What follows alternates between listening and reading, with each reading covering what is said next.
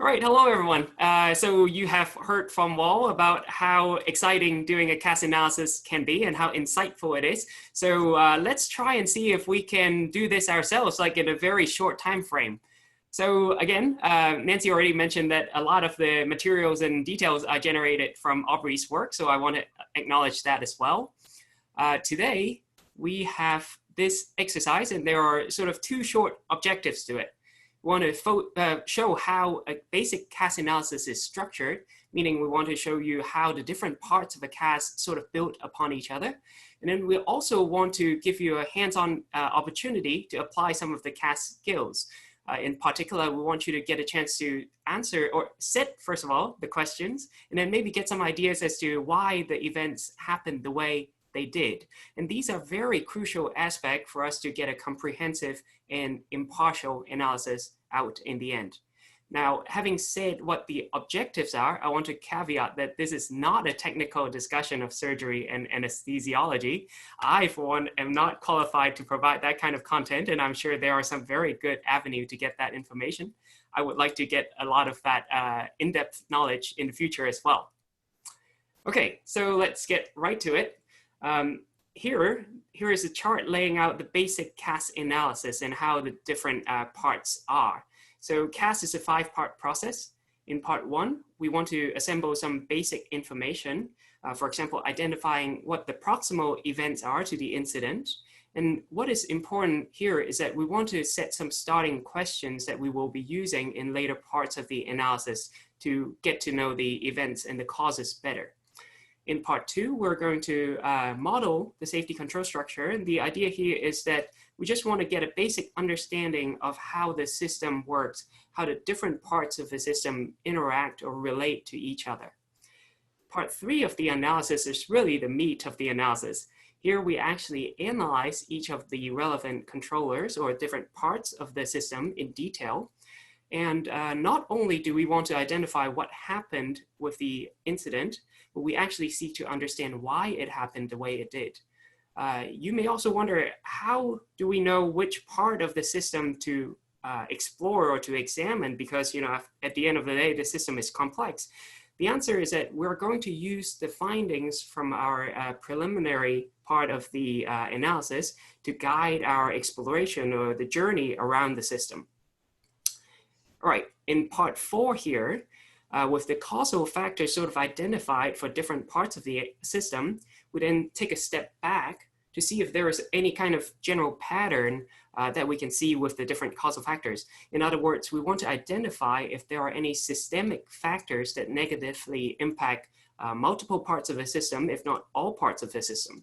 Some of the common example includes safety culture or economics factors and so on and so forth. And lastly, in part 5, of course, having found out about what was happening that contributed to the incident, we want to figure out some safety interventions so that we make suggestions to improve the system as well. Okay, for the case that we're going to be analyzing today, the incident, it is a cardiac surgery incident, and the incident happened in the course of treating a 56-year-old male. The patient had a history of heart failure and had to receive a heart transplant because he was getting persistent infection from his left ventricular assist device, LVAD.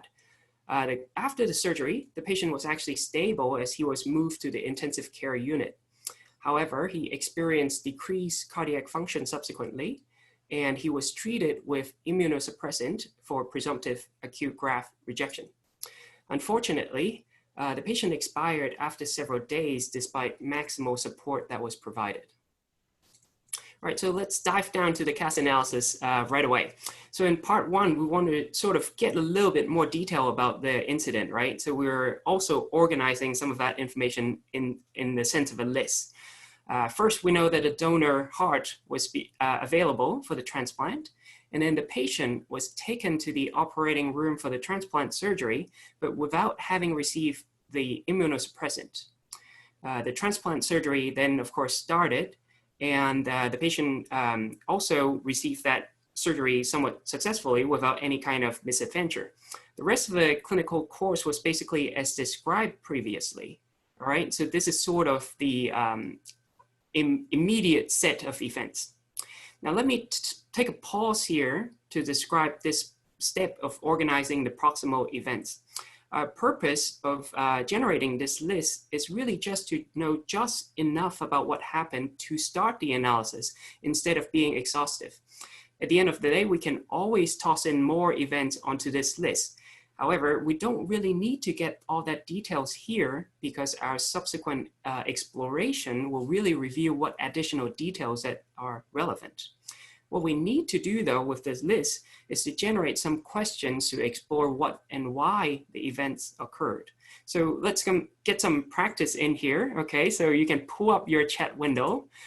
Can you think of a question that is relevant here? And let's type your answers or ideas into the chat windows, and then we can sort of like take a look at it.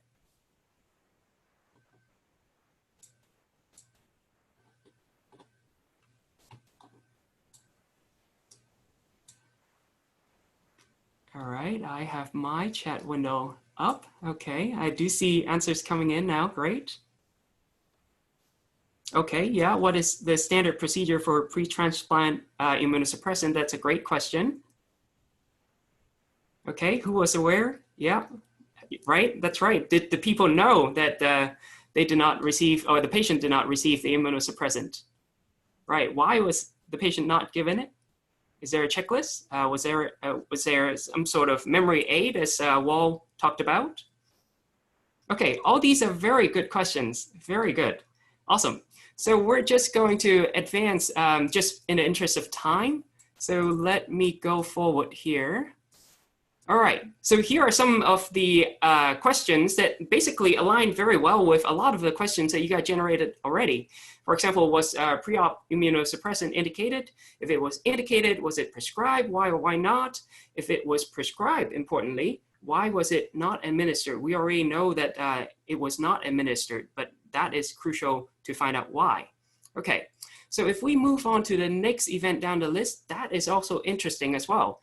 Another question that can be asked here is that if immunosuppressant was indicated, why did the surgery start without it having been administered? And this is sort of along the lines of, okay, did the surgical team know that the immunosuppressant was not prescribed or was not administered? My apologies. Okay, so now we're gonna move forward just again in the interest of time. All right, throughout the analysis, we want to keep in mind how the relevant parts of the system interact with each other. And because CAS is a systems theoretic tool, it's taking a systems approach. So we use something called a safety control structure to represent these kind of interactions. A safety control structure is a graphical model, and it consists of different control loops. And you already heard some of that from Wall's presentation. Now, for analysis efficiency, we can use a pre-built model.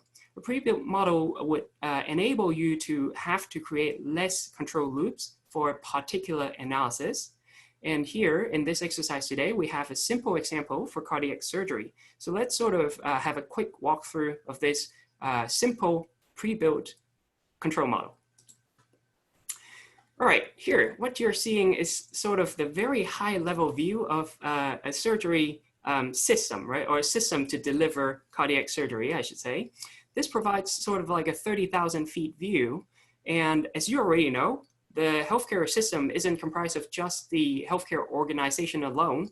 It is, of course, regulated by regulatory bodies such as the Food and Drug Agency in the US, and also advisory bodies such as the American College of Surgeons.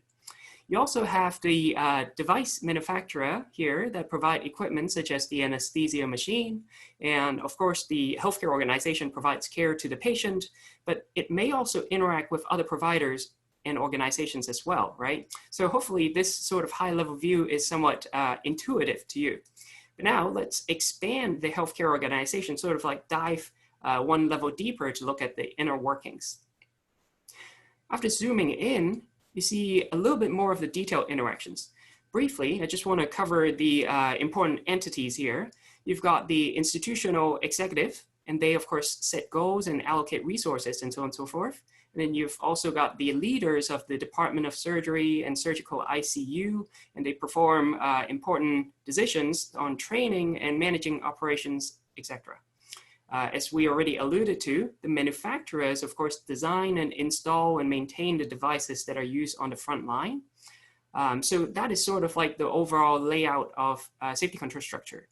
Now, I would actually like to zoom in a little bit to explain the concept of control loop a little bit, sort of like reinforce the message that Wall already gave. So let's look at the interactions between the executives and the Department of Surgery Management, right? The executives, of course, perform actions such as allocating resources and setting policies and things like that. And these are depicted on the downward arrow because they influence the behavior of the parts that are sort of like modeled in the lower parts of the system, sort of like towards the front line level. And at the same time, we recognize that this kind of interaction is not a one-way street, but instead, all the decisions that the executives make should be informed by things like safety intervention or the operation metrics and budget requests, for example. These are the information that gets really fed back up to the executives from, let's say, a particular department or even from the front line in the case of an incident report. So there is this loop kind of interaction that is going on here that is actually crucial for us to consider as we analyze the events. All right, so that's what I want to say. Now we can sort of like zoom in a little bit more at the frontline level to look at the interactions at the surgery delivery. So again, I'm not going to go through all the details on this slide, but I just want to mention that, of course, before the surgery took place, this patient was very sick. So I guess in general, the cardiac patients may be cared for in the surgical intensive care unit. And in this particular setting, of course, there is the SICU nurse that makes a lot of decisions and deliver a lot of the care, for example, giving the pre-op medications and so on and so forth. Now, and of course, the SICU nurse has to interact with the surgical team. When it comes to the surgery itself, you've got very important players in the surgical team, such as the circulating nurse, the surgical fellow, the attending cardiac surgeon, anesthesiologist, and the perfusionist, and so on and so forth. One last thing that I want to mention about this pre-built model is that not all the depicted interactions are going to be relevant to a particular incident.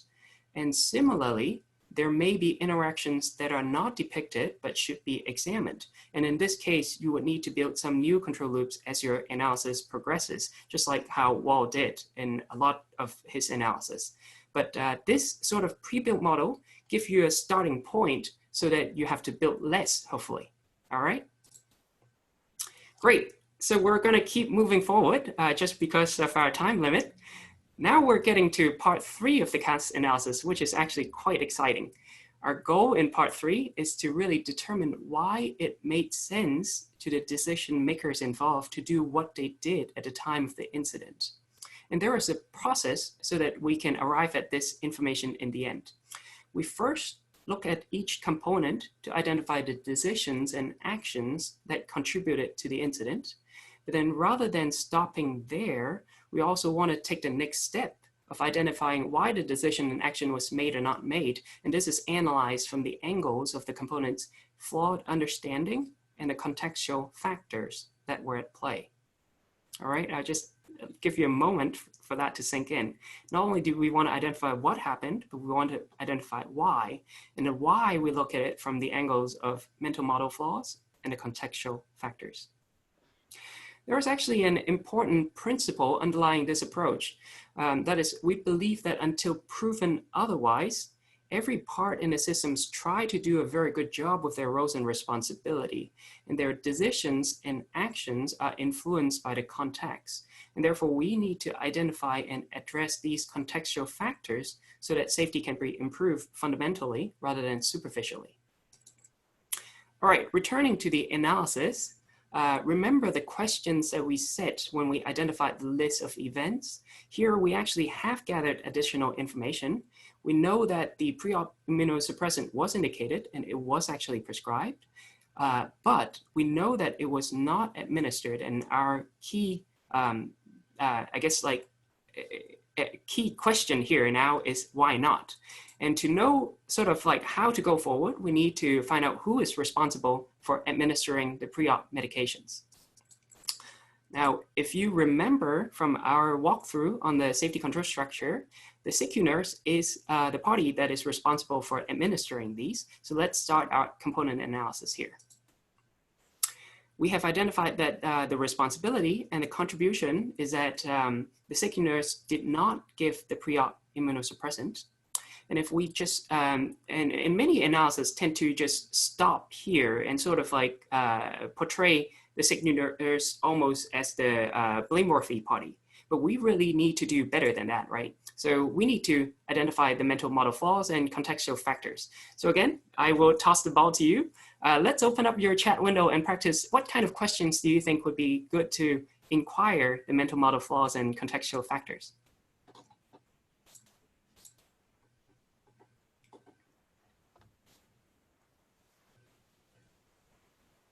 So any ideas on, so I guess like to prompt your thinking a little bit, right? You can think about, all right, our actions are informed by information that receive, just as like what Wall was saying, what kind of information did the SICU nurse get, or what their beliefs may be as to what the event was, what they are supposed to do.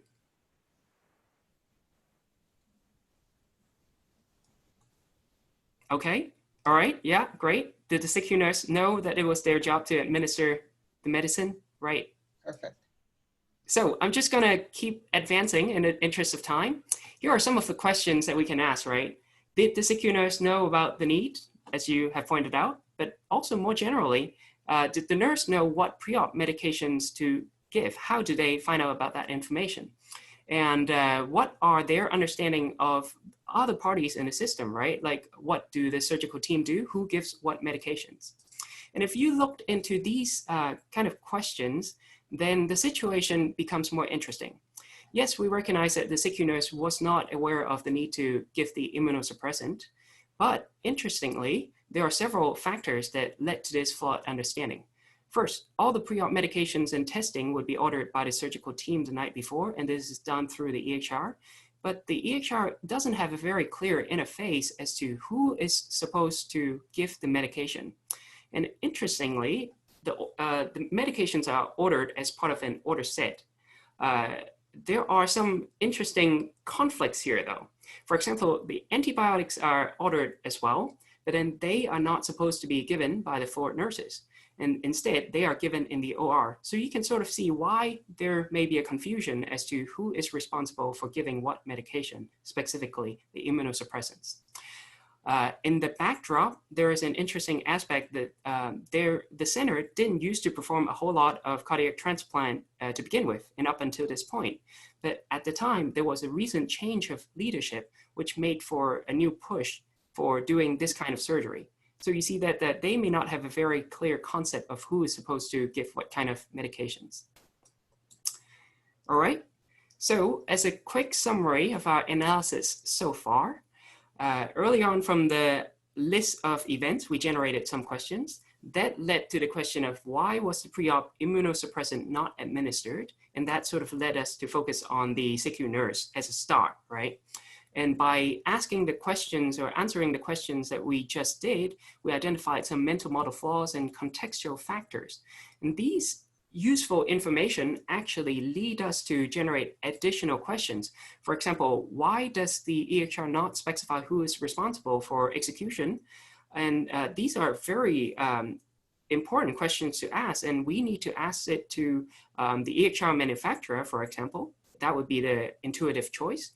But also, we should probably ask that question to departmental or institutional management also. Like, did you consider this particular aspect of the EHR when you were selecting the product or in your procurement process? That is also interesting to find out as well. Additionally, some other question may involve, was there any procedure? Did you agreement between the Department of Surgery and SICU? What kind of coordination did you take, and so on and so forth? So this, I hope you see that from doing your initial part of the analysis, you will generate additional questions, and those questions would get tagged to the different components within the system. And that sort of like sets your journey to your exploration around the system. All right, so because of the time limit, we really don't have the opportunity to analyze in depth the rest of the frontline interactions. And because much of the frontline context is set by the higher level controllers as we depicted, so we should really move up to the next level. Let's take a look at the Department of Surgery Management and see what is going on there. All right, from identifying their responsibility, we know that they are supposed to oversee and ensure proper procedure use, and then they're also supposed to investigate incidents and accidents. Now, unique to this particular incident though, the procedure, the use of checklists and timeout did not actually ensure safe practice in the operating room, and they did not investigate the incident until 2 other similar ones has occurred. So again, what kind of mental model flaws and contextual factors can you think of? And what kind of questions can we use to tease this out?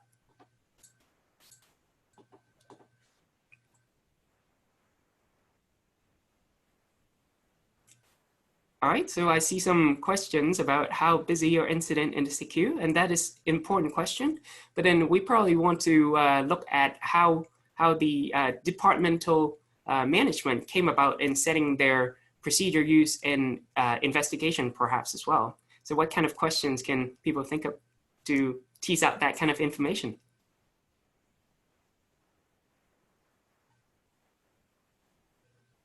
All right, yeah.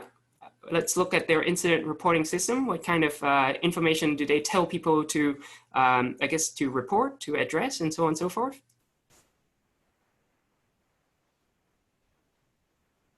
Okay, how many reports do they get and things like that? Great. So again, just in the interest of time, I'm going to move forward.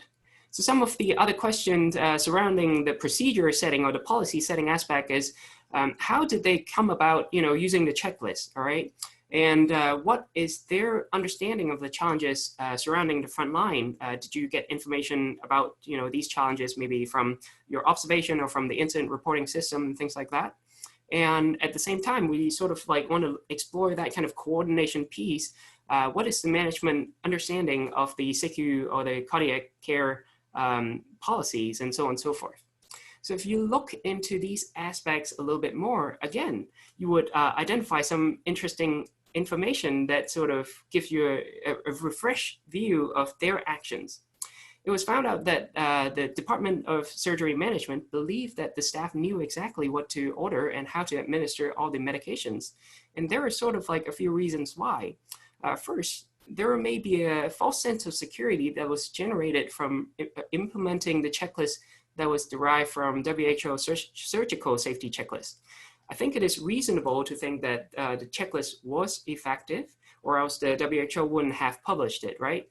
However, you would be surprised to find that neither the original WHO checklist nor the adapted version that was used in this center was actually validated in cardiac surgery. So that is actually quite a twist there that, that underlied their decision making. And also, there might be some unfounded confidence that no longer applied. And what I mean is that this was a new surgical management team that got transplanted to this hospital. And they come from an environment that was basically the expert in doing cardiac transplants, but that is no longer the case in this new environment. And instead, this new environment really rarely performed transplant until this new team of management came on board.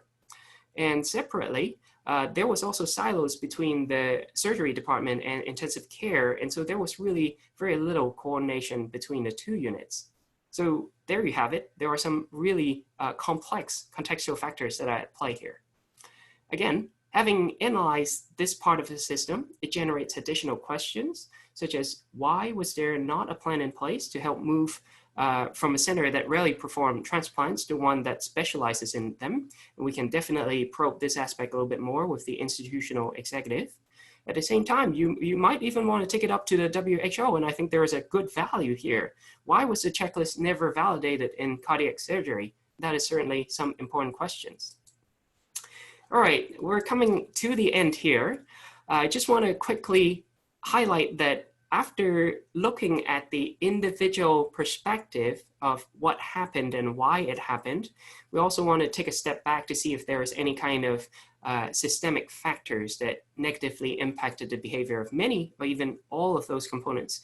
And these systemic factors would be very important to address, right?